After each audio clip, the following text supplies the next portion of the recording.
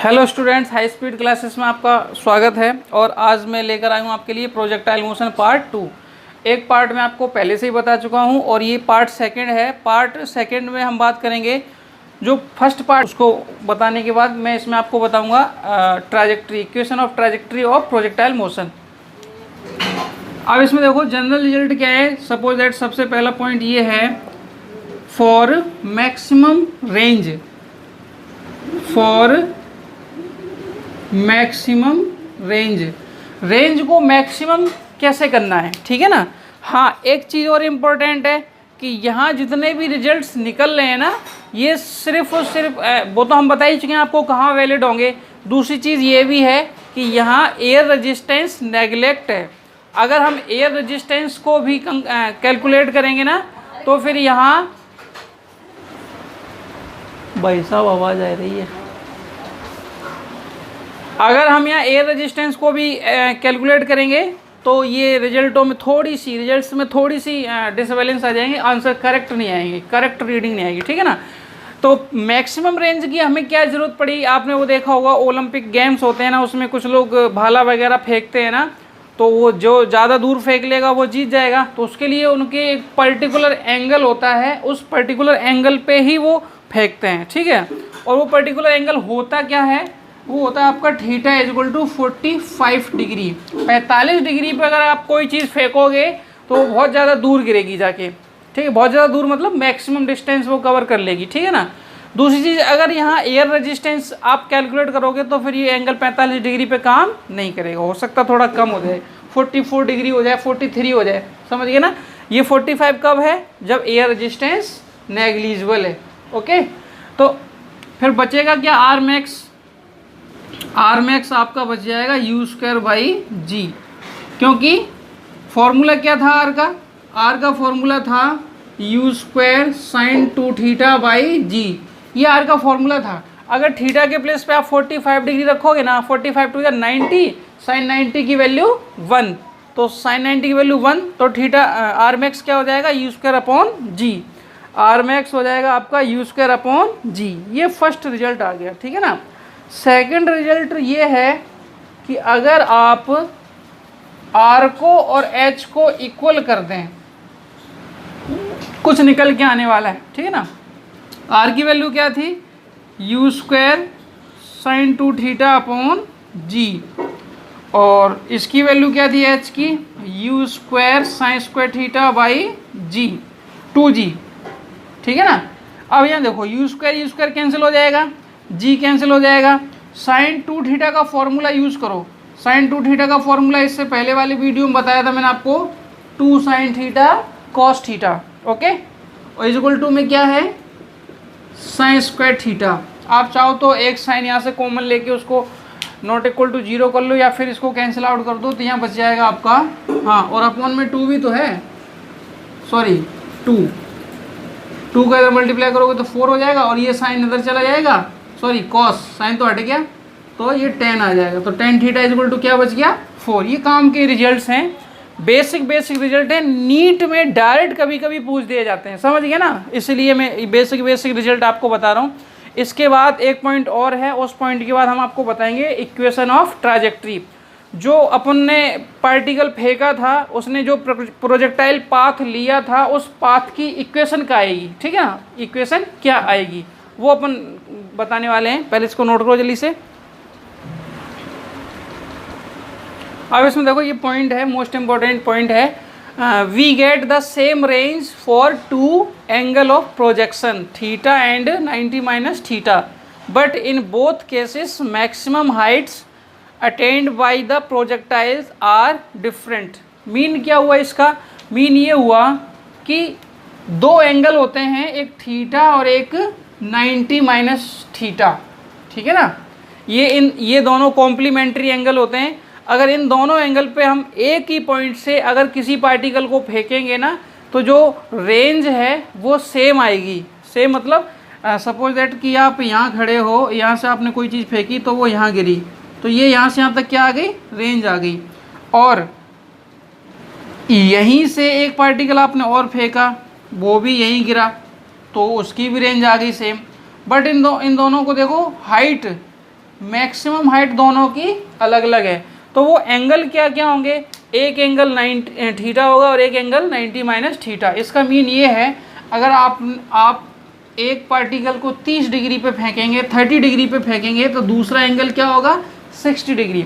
अगर हम 30 डिग्री और 60 डिग्री दोनों एंगल पे एक ही पॉइंट से अगर 2 पार्टिकल्स को फेंकेंगे ना, तो उनकी रेंज सेम आएगी। अगर एक को आप 15 डिग्री से फेंकते हैं ना, तो दूसरे पे कितने फेंकना पड़ेगा, 75 पे।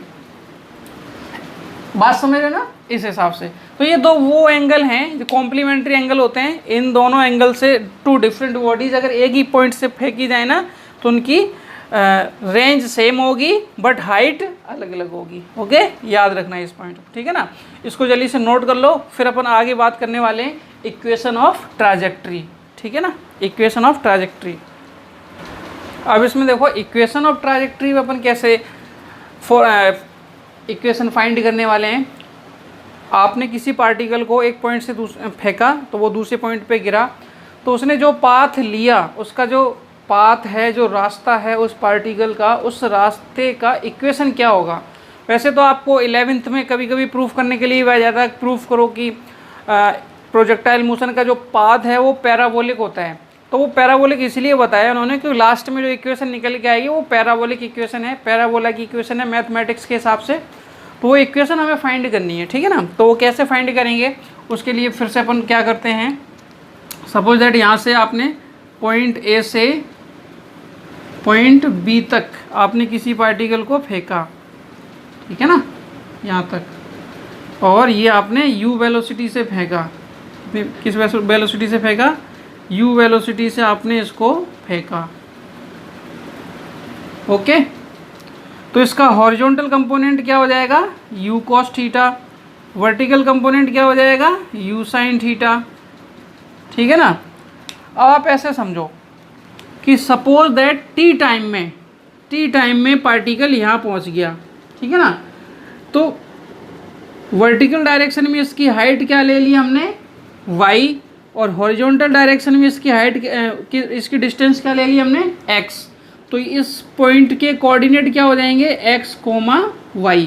इस पॉइंट के कोऑर्डिनेट क्या हो जाएंगे, x, y। x horizontal direction में और y वर्टिकल डायरेक्शन में। ये सब t टाइम बाद हुआ है, small t time, capital T नहीं, कैपिटल T तो पूरा हो जाएगा time of flight. Small t time में ये पार्टिकल जो है ना, हॉरिजॉन्टल डायरेक्शन में x डिस्टेंस ट्रेवल कर गया और वर्टिकल डायरेक्शन में इसका हाइट कितनी है, इसकी हाइट कितनी है, y।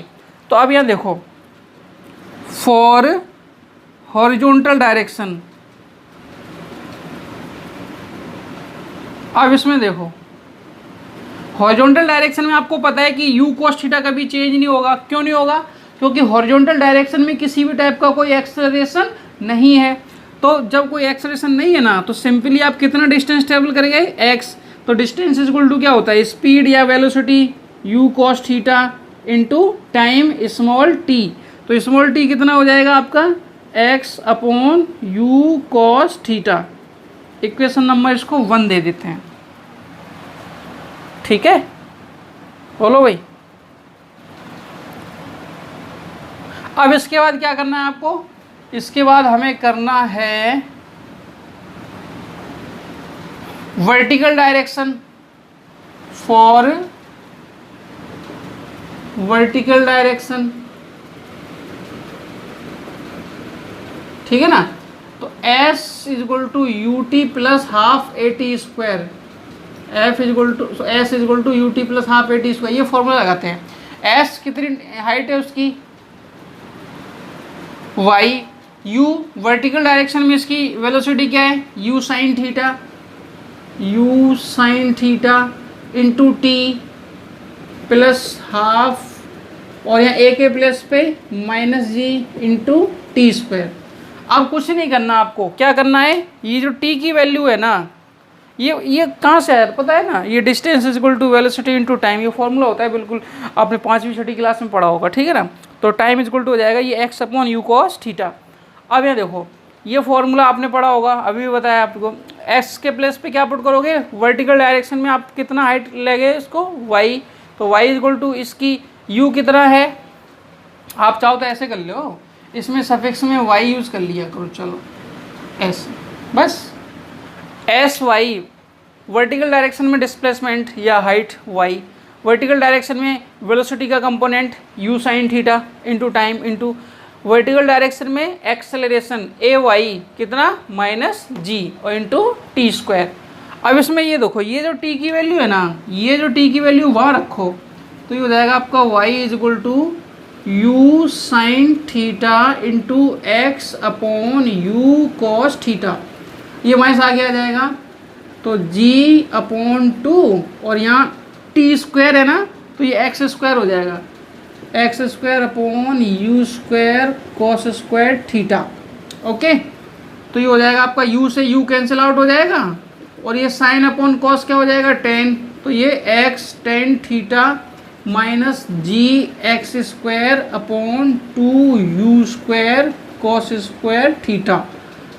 ये जो इक्वेशन है, अब ये देखो वेरिएबल कितने x और y, ये y और ये x, तो 2 वेरिएबल में अगर कोई इक्वेशन है और उसमें एक पे पावर 2 है, एक्स स्क्वायर है ना, तो वो पैराबोला की इक्वेशन होती है। किसकी इक्वेशन होती है?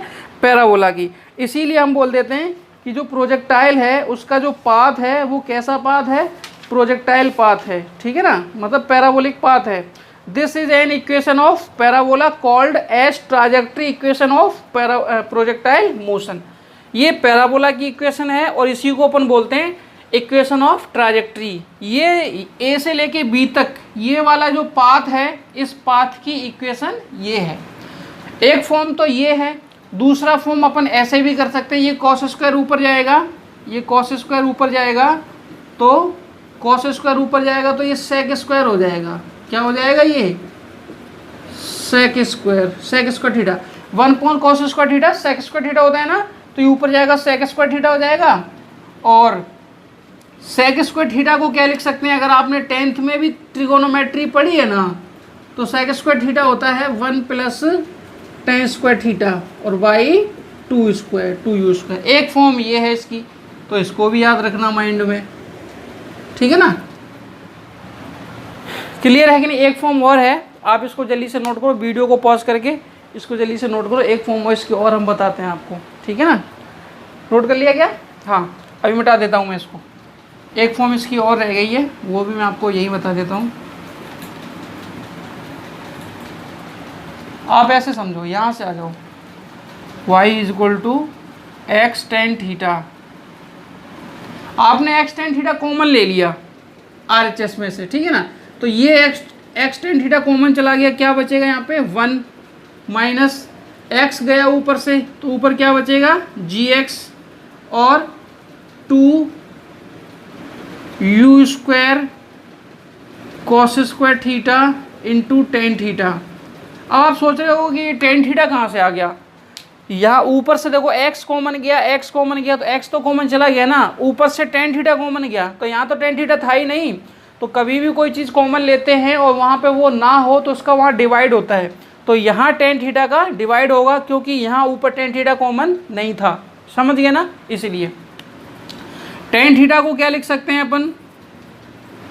टेन थीटा का फॉर्मूला होता है sine theta upon cos theta, 2u square cos square theta, और टेन थीटा होगा sine theta upon cos theta.